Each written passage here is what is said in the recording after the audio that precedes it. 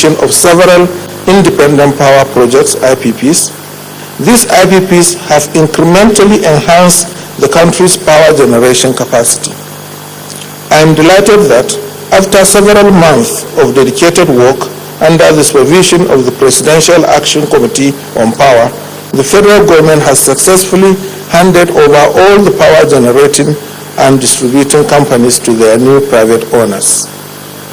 We are convinced that with this giant step, this country will soon fulfill the wish of our dear President and millions of Nigerians to leave the darkness of the past and join the rest of the world as we march towards fulfilling our manifest destiny as a great industrial and prosperous country. Permit me, ladies and gentlemen, to enumerate the objective of this conference, which include, among others, the following. 1. Facilitating the provision of funding for the development of the power sector infrastructure in Nigeria. 2. Bringing together existing investors in the power sector, local and international financial institutions, and other potential investors to discuss areas of mutually beneficial interest. 3. Encouraging the completion of the NIPP project that was hampered by lack of required funding. 4. Obtaining funding from global DFIs, power producers, and large portfolio equity fund organizations. I am aware the management of the privatized GENCOs and DISCOs are working towards upgrading facilities aimed at increasing availability and reliability of electricity supplies. The Ministry of Finance will continue to support and encourage such initiatives that will fast-track the growth of the power sector in line with the transformation agenda of Mr. President. Your Excellencies, distinguished ladies and gentlemen, you will no doubt agree with me that today's event is not one for long speech making. Let me therefore welcome all our invited guests, development partners, and captains of industry to this important occasion, and also congratulate the promoters of the privatized GENCOs and DISCOs for this landmark achievement. It is our sincere hope that the conference will be the first of many parleys that will provide opportunities to the new owners, investors, and possible partners in the financial sector to identify areas of common investment interest in the power sector, as well as other promising sectors of the economy, such as transport, agriculture, and solid minerals. Thank you very much, and welcome to this event.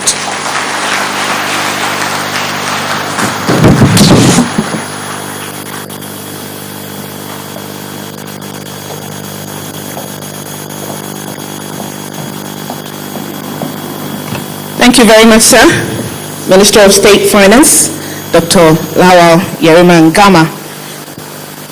Now we're going to take a video that's going to show us an overview of the power sector. But before that, I've just been told that the Kogi State Governor is amongst us here.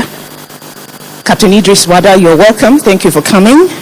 We also have the representative of Governor of Kaduna State, Ambassador Bajoga, who is the Deputy Governor of that state. And the Minister of Culture, he's been with us for a while, Mr. Adam Duke. Thank you for coming, sir. So we move on now. We're going to be watching a video that's going to give us an overview of the power sector.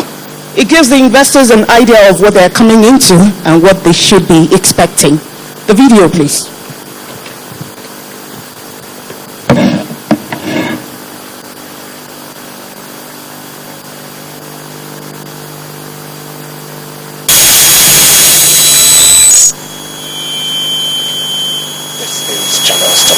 Broadcasting from the Federal Capital Territory, Abuja.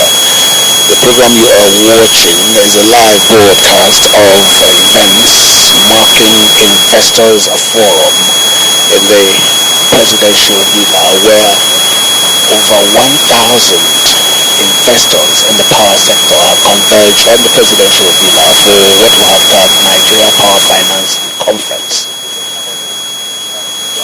It is one of those efforts by the federal government to make sure that the challenges in the power sector that read off. And the special guest of honor in today's event is the Vice President of the Federal Republic of Nigeria.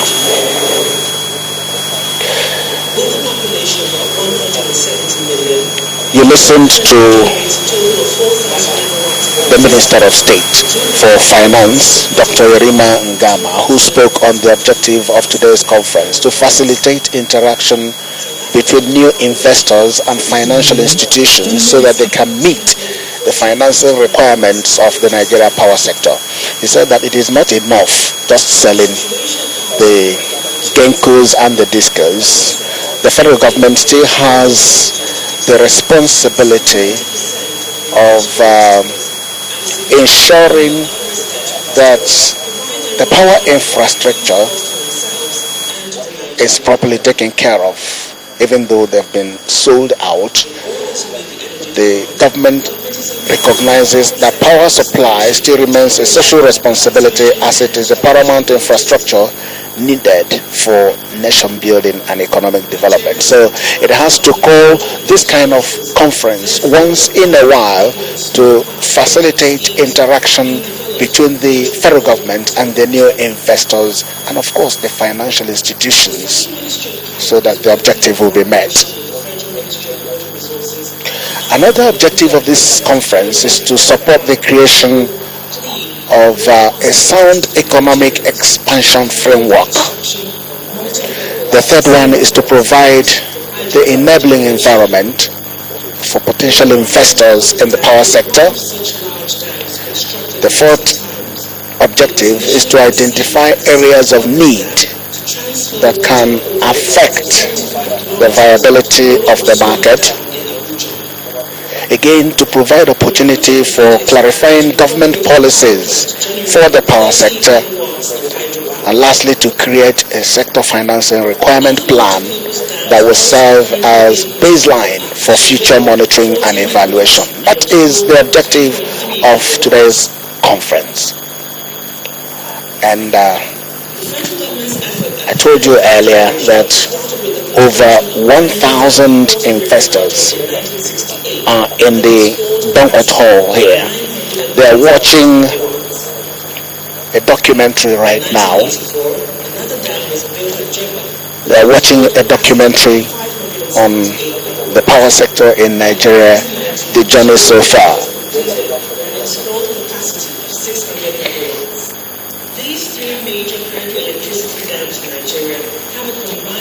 The minister's attention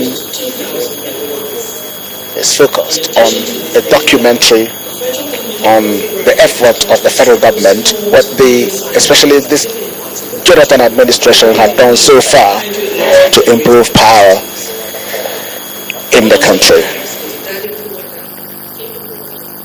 4 megawatts. More than 30 years after the completion of the civil works of the powerhouse, the hydro-mechanical and hydroelectric components of the project have not been installed. The Ikere Gorge Dam in Oyo State, southwestern Nigeria, has a design electricity generating capacity of 6 megawatts. The dam and civil works for the powerhouse were completed, but the hydroelectrical components have not been installed. The Oyo Dam in Ogun State has an installed capacity of 9 megawatts. It has all of its hydro-mechanical and hydroelectric components fully installed, but electricity is not being generated from this facility.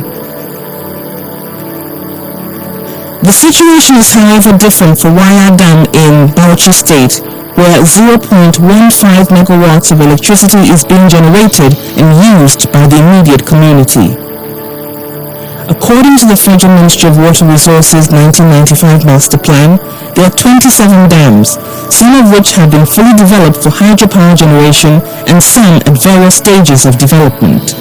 If all these dams are fully developed and operational, they'll be contributing approximately 280 megawatts of electricity to the nation. Government wants to begin to install hydroelectric components. This offers a lot of investment opportunities for local and foreign companies.